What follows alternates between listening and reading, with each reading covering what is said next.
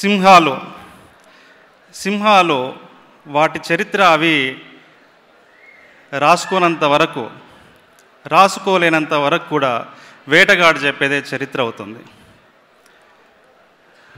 మన కథ మన జీవితాలు మనము ఆవిష్కరించినంత కాలము పక్కవాడు చెప్పేదే మన సంస్కృతి, మన జీవితం అవుతుంది.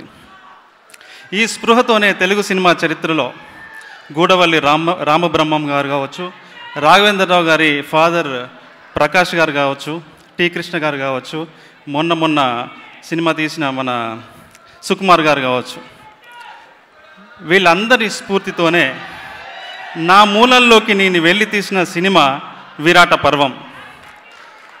చాలామంది విరాట పర్వంలో ఇదేదో ప్రోపగండా సినిమా అని చెప్పి అనుకుంటున్నారు. మేము ఎక్కడ వైలెన్స్ని గ్లామరైజ్ చేయలేదు,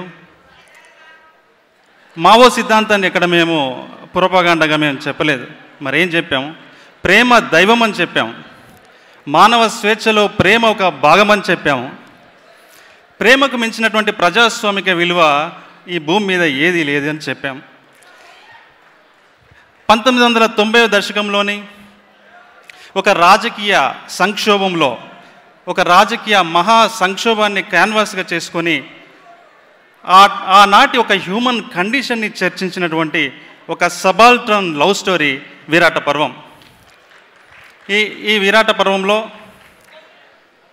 పాటకి పల్లవి ఎంత ముఖ్యమో ఈ విరాట పర్వానికి సాయి పల్లవి గారు అంత ముఖ్యం.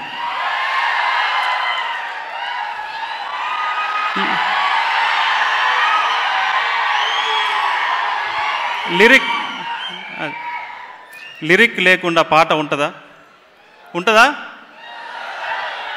ఆ లిరిక్ ఎంత ముఖ్యమో రానా గారి సినిమాకి అంత ముఖ్యం. అతను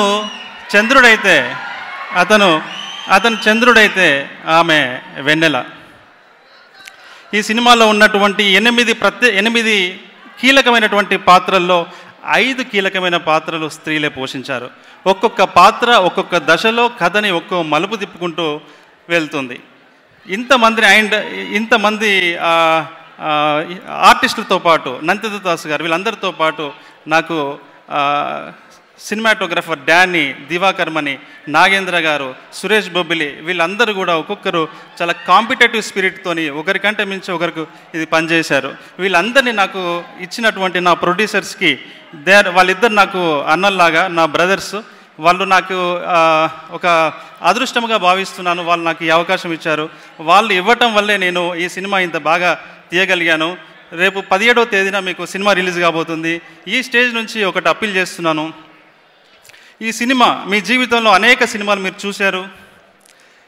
ఈ సినిమా మీకు ఒక గొప్ప అనుభవాన్ని ఇస్తుంది. మీ జీవితంలో విరాట పర్వం అనేది ఒక గొప్ప జ్ఞాపకంగా మిగులుతుందని నేను హామీ ఇస్తున్నాను. Thank you so much sir.